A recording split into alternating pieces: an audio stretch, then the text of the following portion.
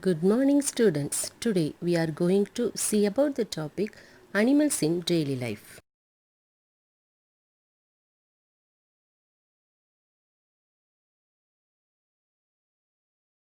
Now it's the time for recap.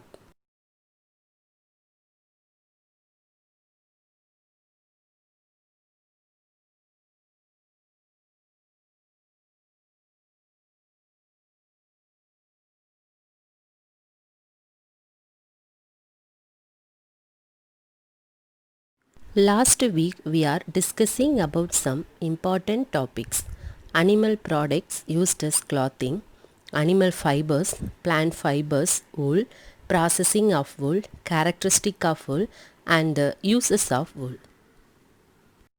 In this chapter, we are going to see about some important topics: silk, life cycle of silkworm, characteristic features of silk, uses of silk, hazards of silk and wool industry, treatment, ahimsa silk, and finally the animal protection. Now let's see about the first topic is history of silk. Silk was discovered around 3500 BC in China. For a long period of time, silk was shipped to other parts of the world through trade. Technological advancement and new developments have enabled manufacturers to produce different types of silk from different silkworms on the basis of luster and texture. Mulberry silk is the most common silk moth that is used for producing silk. Rearing of the silkworm is known as sericulture. Now let's move on to the next topic is the life cycle of silkworm.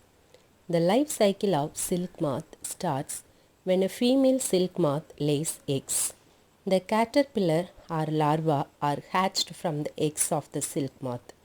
The silkworm feed on mulberry leaves and give rise to pupa. In the pupa stage, a view is knitted around by the silkworm to hold itself. After that, it swings its head, spinning a fiber made of a protein and becomes a silk fiber.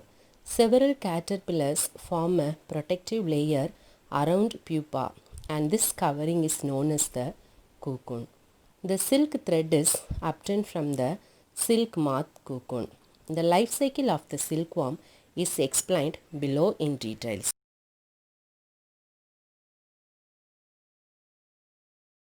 The first stage is egg. An egg is the first stage of the life cycle of the silkworm. The egg is laid by a female moth, which is mostly the size of small dots. A female moth lays more than 350 eggs at a time. In the springtime, the eggs hatch due to the warmth in the air. This procedure happens once in every year.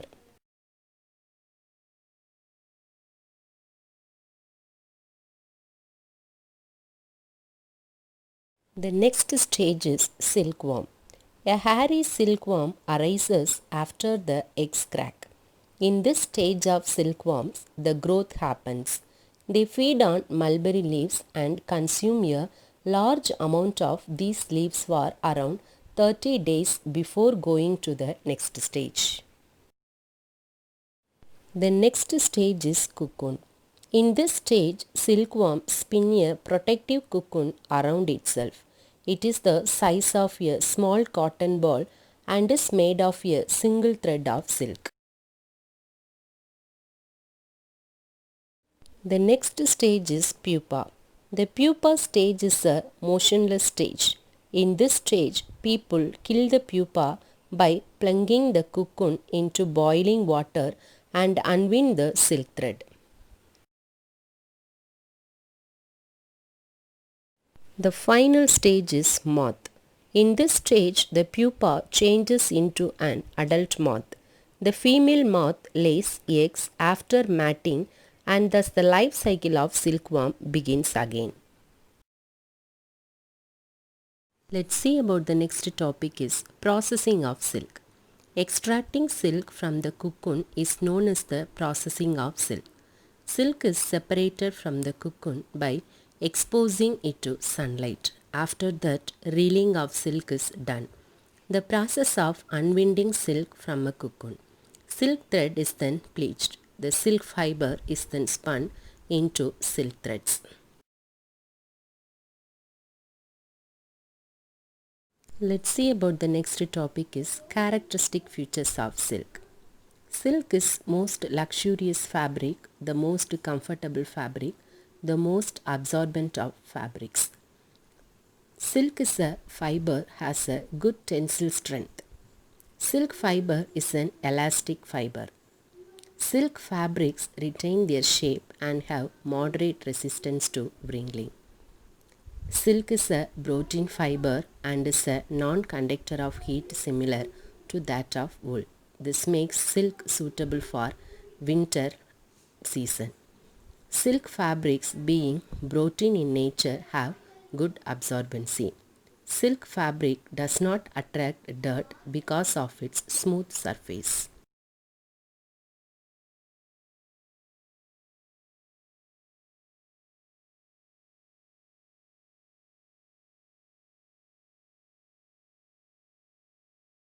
Now let's see about the next topic is uses of silk.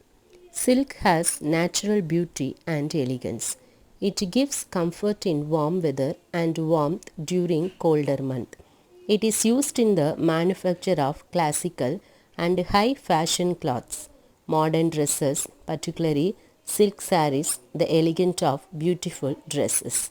It is also used in household for making wall hangings and carpets. It is also being used in the manufacture of surgical threads for stitches.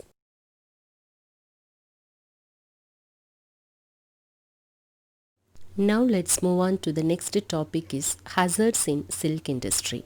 Sericulture is an agriculture industry which is highly invested in and holds great potential for the future. It involves a series of events that begin with the hatching of eggs to reeling. Although it is an agro-based industry, there are lots of hazardous health issues which threaten the life of employees. Industry has engaged with numerous chemicals which is fatal for life. At each stage of rearing, certain chemicals or events which stress out the workers do take place. Most of them are due to ignorance and adoption of improper procedures.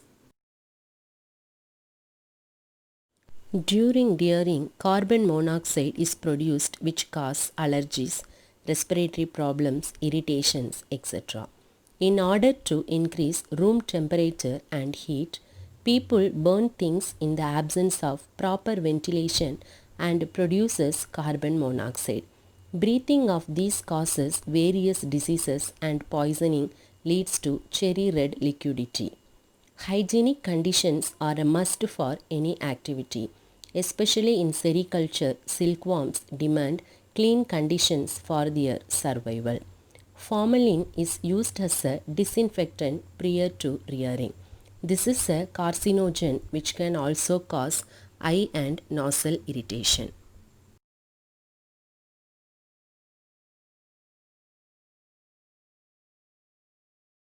Let's see about the next topic is treatment.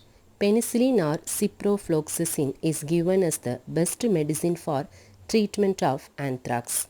The spread of the disease is controlled by vaccination of animals and by burning or burial of infected animals' carcasses.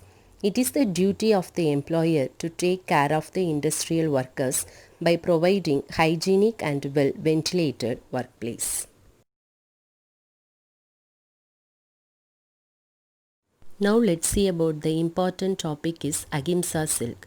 Ahimsa silk is a method of non-violent silk breeding and harvesting. Wild silk moth are bred rather than the domestic variety. It allows the completion of the metamorphosis of the silkworm to its moth stage, whereas most silk harvesting requires the silkworms to be killed in their cocoon stage. No animals suffer or die for the silk to be produced, making it a favorable alternative to normal silk for those who do not believe in harming animals. Ahimsa silk method was invented in the early 2000s by Husuma Rajaya. Rajaya is a believer in Mahatma Gandhi and the principles of non-violence. He invented the method for producing silk using an eco-friendly way and without the need for killing the silkworms.